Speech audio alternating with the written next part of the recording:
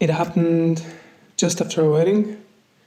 I came home to my elephant ear, tall, lush, 2 meters of quiet green presence. Some old leaves were fading, and I wanted to care for it, to do something right. But I cut too fast and took 3 of its newest leaves instead. 3 years later, it still hasn't come back. Not to what it was, full, expansive, self-possessed. I remember the ache of realizing what I'd done, the guilt. My instinct was to hit myself repeatedly, to punish myself as if pain could stitch the leaves back on. But it wasn't just the cutting, it was what surfaced, how much I needed to get care right, how quickly love collapsed into shame when I felt something that couldn't explain itself. Sometimes I wonder if it was even about the plant or about everything else. The grief I hadn't named, the fear of doing harm, the weight of responsibility. Some damage stays visible, some lost growth doesn't return, but healing isn't about going back. It's learning to get used to the wound without making it worse. One of my oldest memories is fear. I must have been 5, overwhelmed by this omnipresent, shapeless panic about death. My death, theirs. The thought of losing anyone in my family filled me with a kind of desperation I didn't have words for. So I hid in the back of the house where no one could find me. It wasn't about being safe. It was about shame, about being invisible. That time I found a matchbox, lit one, watched it flare. And instead of pulling away, I froze. It burned down to my fingers before I moved. Then I cried, quietly, alone. Maybe just 2 minutes passed before someone noticed I was gone. My grandma found me, lifted me in a serene silence, took me inside. She didn't scold me. I think she was gentle. But honestly, I can't remember clearly. Only the weight of her presence, soft, tired, distant. She was deeply depressed. Most of my memories of her are of sitting together, her trying to ask something but stuttering most of the time, or watching her curl over with stomach aches. She was there, but not fully, not since my uncle died.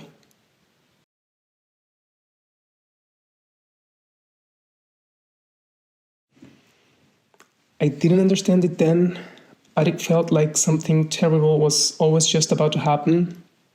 It was the weight of every unspoken fear I'd been absorbing for years. Grief I didn't witness, but somehow inherited. A child's brain hardened hands rehearsing loss before it ever arrived.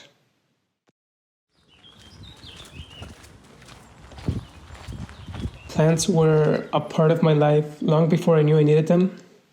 My sister started collecting them first as if she were trying to fill an invisible space in her first apartment.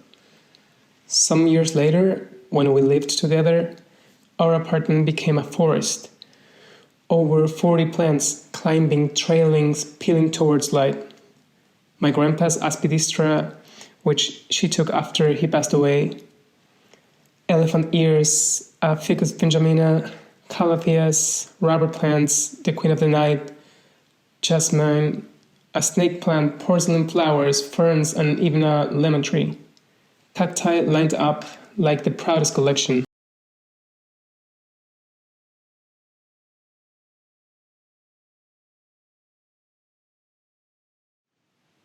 We grew up in our grandparents' house. where plants were everywhere. A garden wrapped the building. A greenhouse breathed warm mist during winter. My grandfather moved slowly through them in the summer afternoons, watering after the heat passed. Sometimes he sang, sometimes he just sat there. A bit or two, talking, listening, burying Hot Wheels like seeds and digging them up months later.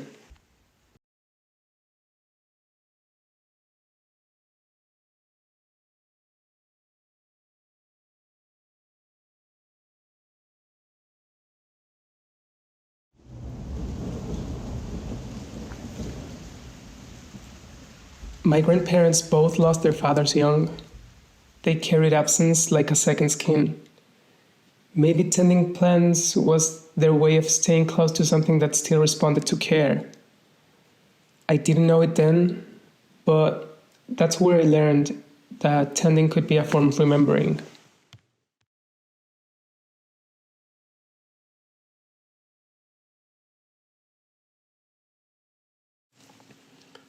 My grandpa came from a small town in the O'Higgins region, central Chile, in a place shaped by silence, where colonialism erased names but not memory, and grief stitched itself into the impressively fertile soil.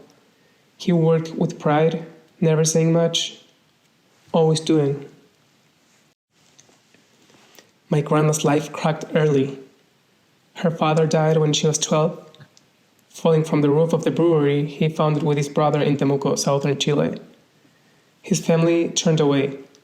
They said her mother had too many native mannerisms. German roots were thinning. No inheritance.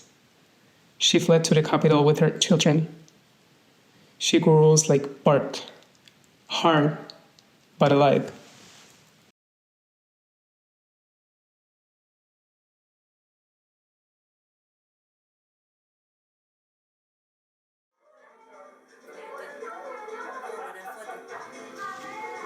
Together, they formed a very festive family, one that always had friends, neighbors, and relatives come over, but one that was also strict and respected the rules.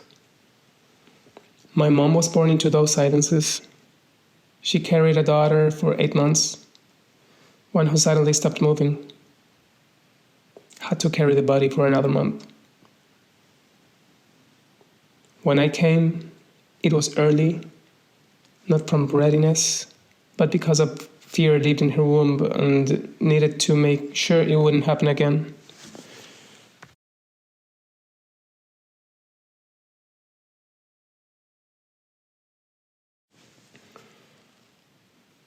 My dad's father didn't die. He left, crossed into Argentina, and never came back. My grandmother chased him, returned alone with 4 kids, to rebuild in the suburbs of the city hours away from her family, one that had already started from zero by coming to Chile after World War I. Some losses come loud, others arrive quietly with no one watching.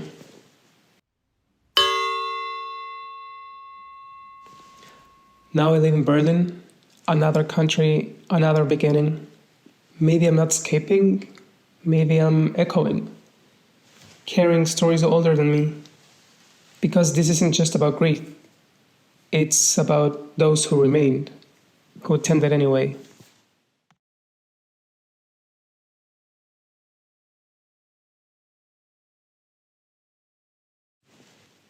When I moved in with my husband, just like I did with my sister, we filled the home with plants, monsteras, birds of paradise, fiddle leaf figs, a Japanese maple, white geraniums, philodendrons, an olive tree, jade plants, and a lot of tiny succulents.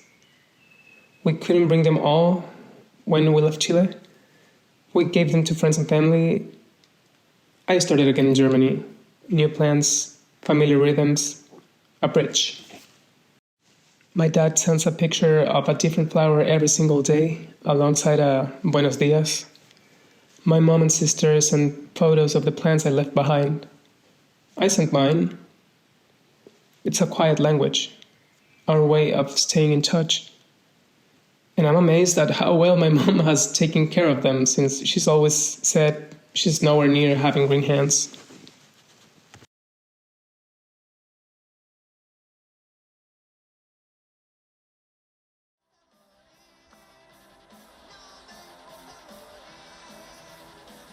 When I was 8, my sister played a song over and over.